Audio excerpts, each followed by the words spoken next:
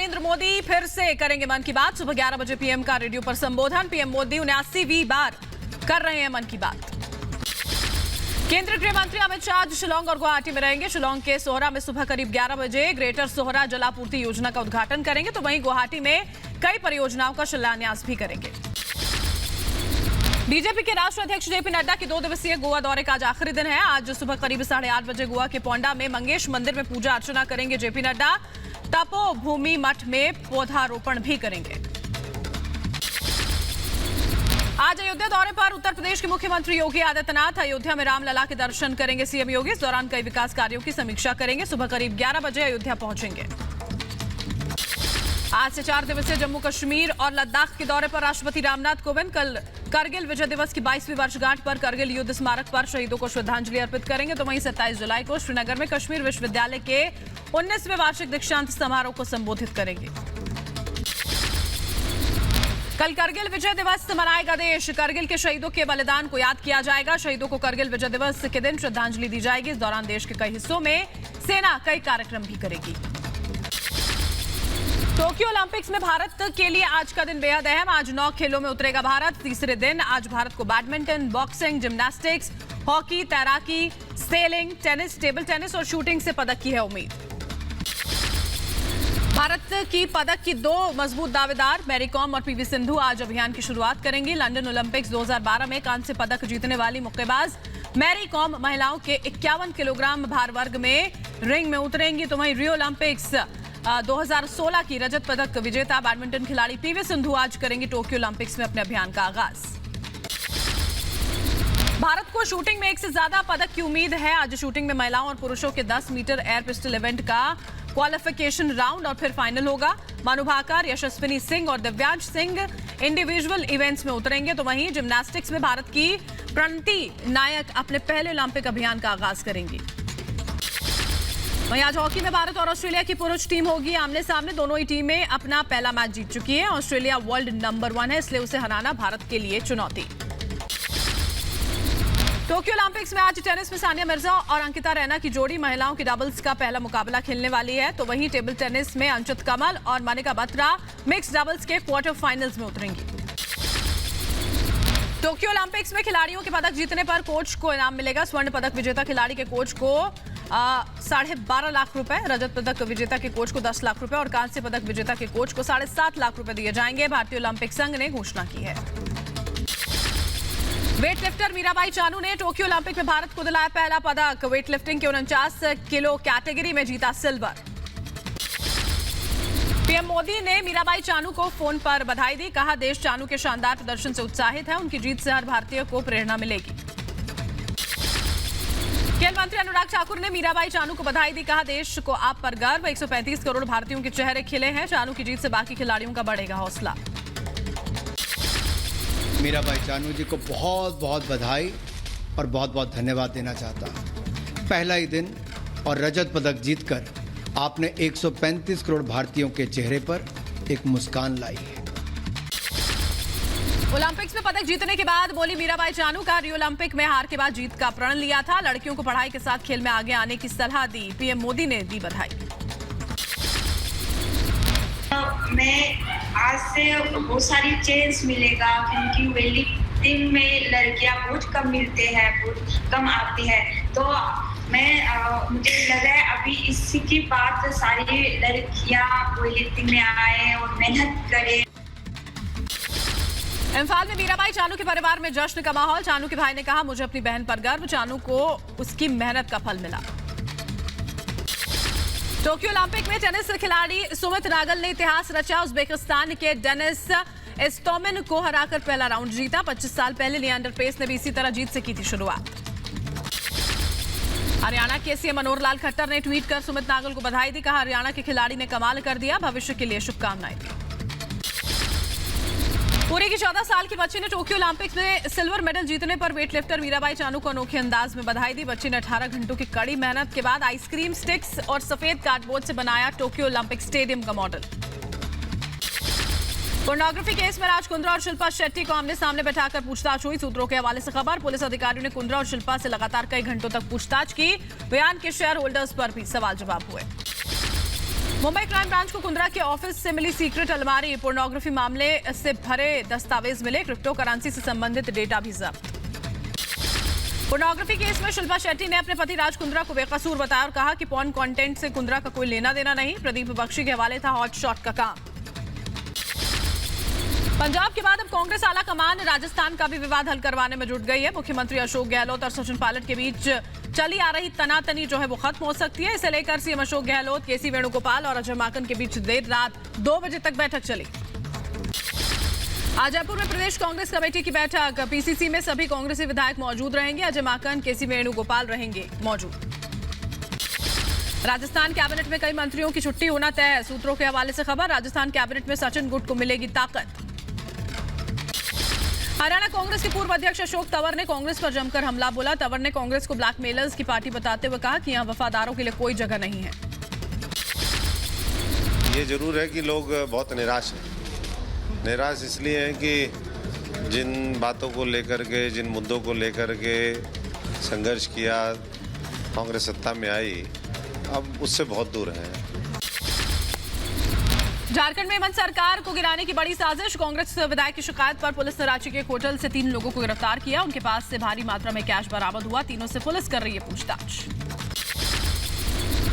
कर्नाटक के मुख्यमंत्री बीएस येदियुरप्पा की कुर्सी जाना लगभग तय। आज बीजेपी आलाकमान ले सकती है फैसला। सीएम येदियुरप्पा पहले ही कह चुके हैं कि बीजेपी अध्यक्ष जो फैसला करेंगे उसे वो मानने को तैयार हैं। कर्नाटक की राजधानी बेंगलुरु में लिंगायत समुदाय के संतों का आज सम्मेलन। सीएम येदियुरप्पा की कुर्सी पर मंडराते खतरे को लेकर बुलाई गई बैठक में कर्नाटक की मौजूदा राजनीतिक गतिविधियों पर होगी चर्चा। पंजाब के बाद राजस्थान में कलह दूर करने की कोशिश, राहुल गांधी से मिले केसी वेणुगोपाल और अजय माकन। मंत्रिमंडल विस्तार के लिए गहलोत और पायलट को मनाने की तैयारी। यूपी में विधानसभा के लिए बीजेपी का बड़ा प्लान, सभी बड़े दिग्गज उतरेंगे मैदान में। सीएम योगी, डिप्टी सीएम केशव प्रसाद मौर्य, दिनेश शर्मा लड़ेंगे चुनाव।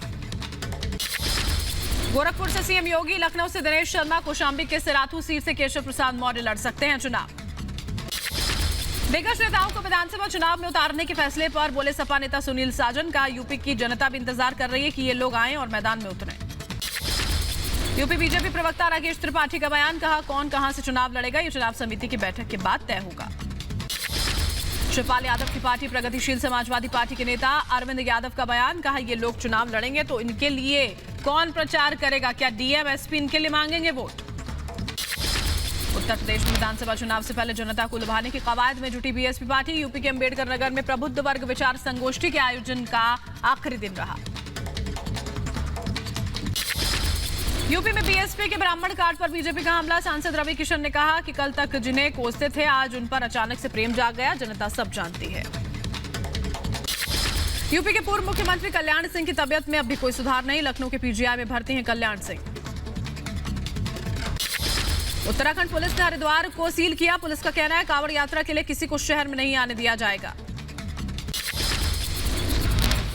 बढ़ते अगली खबर की ओर, आज यूपी बोर्ड के 10वीं और 12वीं बोर्ड के नतीजे आ सकते हैं। 10वीं और 12वीं बोर्ड के लगभग 56 लाख विद्यार्थियों के लिए जारी किया जा सकता है रिजल्ट। आज छत्तीसगढ़ माध्यमिक शिक्षा बोर्ड करेगा 12वीं के परीक्षा परिणाम को घोषित, दोपहर 12 बजे तक आ सकता है नतीजा। दिल्ली मेट्रो और डीटीसी बसें सोमवार से 100% क्षमता के साथ चलेंगे। सिनेमा, थिएटर्स, मल्टीप्लेक्स 50% क्षमता के साथ खुलेंगे। दिल्ली में शादी समारोह में 50 की जगह 100 लोग अब शामिल हो सकेंगे। दिल्ली में 50% की क्षमता के साथ सिनेमा हॉल्स, मल्टीप्लेक्स खोलने की भी इजाजत। हरियाणा में कुछ पाबंदियों के साथ लॉकडाउन 2 अगस्त तक बढ़ाया गया, हालांकि रेस्टोरेंट, बार और क्लब्स को ढील दी गई है। केरल में बढ़ रहे हैं कोरोना के मामले, पिछले 24 घंटों में 18,531 नए मामले सामने आए, 98 लोगों की गई जान। मध्य प्रदेश सरकार ने स्कूल खोलने की गाइडलाइंस जारी की। 26 जुलाई से 11वीं और 12वीं के छात्रों की क्लास शुरू होंगी। छात्रों की उपस्थिति 50% से ज्यादा नहीं होगी। आंध्र के सीएम जगनमोहन रेड्डी का बयान, 16 अगस्त से स्कूलों को खोलने के निर्देश जारी किए। केरल में बढ़ते कोरोना मामलों के बाद तमिलनाडु ने सख्ती बढ़ाई, तमिलनाडु केरल बॉर्डर पर बढ़ाई निगरानी। महाराष्ट्र के रायगढ़ में बारिश ने मचाई तबाही, रायगढ़ समेत आसपास के इलाकों में कई जगह भूस्खलन हुआ। महाराष्ट्र के सांगली में बाढ़ ने मचाई तबाही, सांगली के कई गांवों में घुसा बाढ़ का पानी। महाराष्ट्र में बाढ़, बारिश और भूस्खलन ने मचाई तबाही, अलग अलग हादसों में अब तक 136 लोगों की जान गई। आधे से ज्यादा महाराष्ट्र में कुदरत की मार, 10 से ज्यादा जिलों में बाढ़ और बारिश से हाहाकार मचा है। महाराष्ट्र, कर्नाटक, गोवा में बाढ़ से हाहाकार के बीच नेवी ने मोर्चा संभाल लिया है। रत्नागिरी, रायगढ़ में 7 बाढ़ रेस्क्यू टीम्स की तैनाती। महाराष्ट्र के रायगढ़, रत्नागिरी, कोल्हापुरी, भिवंडी में रेस्क्यू ऑपरेशन जारी। 12 फुट पानी की वजह से घरों में फंसे लोगों को सुरक्षित स्थानों पर पहुंचा रही एनडीआरएफ और सेना। महाराष्ट्र के रायगढ़ में चट्टान खिसकने से हादसे में मारे गए लोगों की संख्या बढ़कर 44 हुई। महाराष्ट्र के रायगढ़ में एनडीआरएफ का रेस्क्यू ऑपरेशन जारी। बाढ़ में फंसे लोगों को सुरक्षित ठिकानों पर पहुंचाया जा रहा है। महाराष्ट्र के सतारा में भूस्खलन के मलबे से निकाले गए 5 शव, करीब 30 लोग अब भी बताए जा रहे हैं लापता। महाराष्ट्र के सतारा में एनडीआरएफ का रेस्क्यू ऑपरेशन जारी। लैंडस्लाइड के बाद लापता 8 लोगों की तलाश। महाराष्ट्र के सतारा में लगातार तीसरे दिन मूसलाधार बारिश। कोयना डैम से 53,000 क्यूसेक लीटर पानी छोड़ा गया। सांगली में बाढ़ से हुई बर्बादी। बाढ़ प्रभावित इलाकों में एनडीआरएफ की टीम का रेस्क्यू ऑपरेशन जारी। लोगों के घरों में घुसा पानी। बाढ़ के चलते कई मकान जलमग्न हुए। महाराष्ट्र के सांगली में 2 बहादुर लड़कों ने लोगों की जिंदगी बचाई। बाढ़ के पानी में फंसे करीब 30 लोगों को बचाया। महाराष्ट्र के कोल्हापुर में बाढ़ से भयावह हालात। कोल्हापुर के खिचली में बाढ़ में फंसे लोगों को एनडीआरएफ की टीम ने सुरक्षित निकाला। कोल्हापुर में भारी बारिश के बाद बाढ़ आ गई है। एनडीआरएफ ने 132 लोगों को बचाया है। महाराष्ट्र के पालघर में जबरदस्त बारिश से बाढ़ जैसे हालात। पालघर में 2 बिजली कर्मियों को एनडीआरएफ ने बचाया। महाराष्ट्र के कोंकण में बाढ़ से बिगड़े हालात पर पूर्व सीएम देवेंद्र फडणवीस की नजर। कहा, कोल्हापुर और सांगली में बाढ़ की चपेट में आए लोगों पर ध्यान दे महाराष्ट्र सरकार। महाराष्ट्र के रत्नागिरी समेत कई बाढ़ प्रभावित इलाकों पर एनडीआरएफ की नजर। C-17 ग्लोब मास्टर और 2 सुपर हर्क्यूलिस हेलीकॉप्टर्स को तैनात किया गया। गुजरात के राजकोट में बाढ़, बारिश से तबाही। शहर के कई इलाके पानी में डूबे। महाराष्ट्र के साथ गोवा में बाढ़, बारिश का कहर। उत्तरी गोवा के सतारी में पानी के तेज बहाव में बह गया पुल। वहीं गोवा में भी बाढ़ से हाहाकार। करीब 5,000 घर जो हैं वो बाढ़ की चपेट में आए। कर्नाटक के बेलगावी, कलबुर्गी, हुबली, धारवाड़ में भारी बारिश से हाहाकार। अलग अलग हादसों में 3 लोगों की गई जान। कर्नाटक के कोडगु में भारी बारिश। अरंगी बांध से छोड़ा गया कई क्यूसेक पानी। आंध्र प्रदेश में बाढ़ और बारिश से हाहाकार। गोदावरी नदी खतरे के निशान के पार। कर्नाटक के हासन में बाढ़ प्रभावित इलाकों में पहुंचे मंत्री गोपालिया। राज्य राजस्व मंत्री आर अशोक साथ थे। पीड़ितों को हर मुमकिन मदद का दिया भरोसा। बिहार के 11 जिलों में बाढ़ का कहर। तकरीबन 15 लाख की आबादी प्रभावित हुई है। वहीं जम्मू कश्मीर में आतंक पर करारा प्रहार। बांदीपोरा में सुरक्षा बलों ने 3 आतंकियों को मार गिराया। एलओसी के पुंछ सेक्टर में बारूदी सुरंग में धमाका। सेना का 1 जवान शहीद। जम्मू कश्मीर के पुंछ में संदिग्ध गतिविधि के बाद अलर्ट। खानेतर इलाके में सेना और पुलिस ने चलाया संयुक्त अभियान। पाकिस्तान के अनुरोध पर बीएसएफ पाकिस्तान रेंजर्स के बीच बैठक। जम्मू कश्मीर में पाकिस्तान से आ रहे ड्रोन पर बीएसएफ ने जताई कड़ी आपत्ति। एक्शन में सीबीआई। जम्मू कश्मीर में 40 से ज्यादा ठिकानों पर सीबीआई का छापा। श्रीनगर के डीसी रह चुके वरिष्ठ आईएएस अधिकारी शाहिद इकबाल चौधरी के घर सीबीआई का छापा। बंदूक लाइसेंस रैकेट से जुड़े मामले में कार्रवाई। सीबीआई के छापे पर श्रीनगर के पूर्व डीसी शाहिद इकबाल चौधरी का बयान। कहा, मैं सीबीआई के प्रति पूरी तरह जवाबदेह हूं। जम्मू कश्मीर के पुंछ जिले में बारूदी सुरंग फटने से अमीरपुर का जवान शहीद। शहीद सिपाही कमल देव वैद्य कृष्णा घाटी सेक्टर में थे तैनात।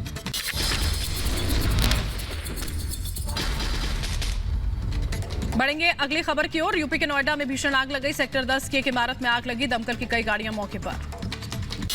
हिमाचल के कुल्लू में आग का तांडव। एक 2 मंजिला मकान में लगी आग। लाखों रुपए यहां पर जो सामान है उसका खाक हुआ। तेलंगाना के हैदराबाद में एक वीआईपी को रास्ता देने के लिए 2 एम्बुलेंसेस को काफी देर तक सड़क पर रोका गया। गंभीर हालत में एक महिला मरीज को एक एम्बुलेंस में ले जाया जा रहा था। मुंबई के मलाड इलाके में बीएमसी की कार्रवाई। कोरोना नियमों के उल्लंघन पर डीमार्ट को बीएमसी ने सील किया। यूपी के मथुरा में बांके बिहारी मंदिर में गुरु पूर्णिमा पर उमड़ा भक्तों का सैलाब। कोविड-19 प्रोटोकॉल की उड़ाई गई धज्जियां। यूपी के कानपुर में फल व्यापारी परेशान। पहले कोरोना फिर बारिश के चलते फलों का नुकसान हुआ। कोरोना के खिलाफ बच्चों को जल्द मिल सकती है vaccine. AIIMS director doctor Randeep Guleria ने सितंबर तक वैक्सीन आने की संभावना जताई। तो सब लोगों की उम्मीद यही है कि सितंबर तक उसकी वैक्सीनेशन भारत बायोटेक का अप्रूवल आ जाना चाहिए, रेगुलेटरी अप्रूवल। चेन्नई में नवजात के लिए न्यूमोकॉकल कंजुगेट का वैक्सीनेशन शुरू। निमोनिया और डायरिया जैसी बीमारियों के लिए ये टीका लगता है। अफगान प्रदर्शनकारियों ने लंदन में पाकिस्तान उच्चायोग के बाहर विरोध प्रदर्शन किया। 50 से ज्यादा प्रदर्शनकारियों ने पाकिस्तान के खिलाफ की नारेबाजी। तालिबानी आतंक के साथ Pakistan, Taliban terror training camp का वीडियो सामने आया। आधुनिक हथियारों और रॉकेट लॉन्चर से दिया जा रहा प्रशिक्षण। इस्लामाबाद में अफगानिस्तान के राजदूत की बेटी के अपहरण मामले में पाकिस्तान के गृह मंत्री शेख राशिद का अजीबोगरीब बयान। का इस अपहरण कांड के पीछे अफगानिस्तान और भारत का हाथ है।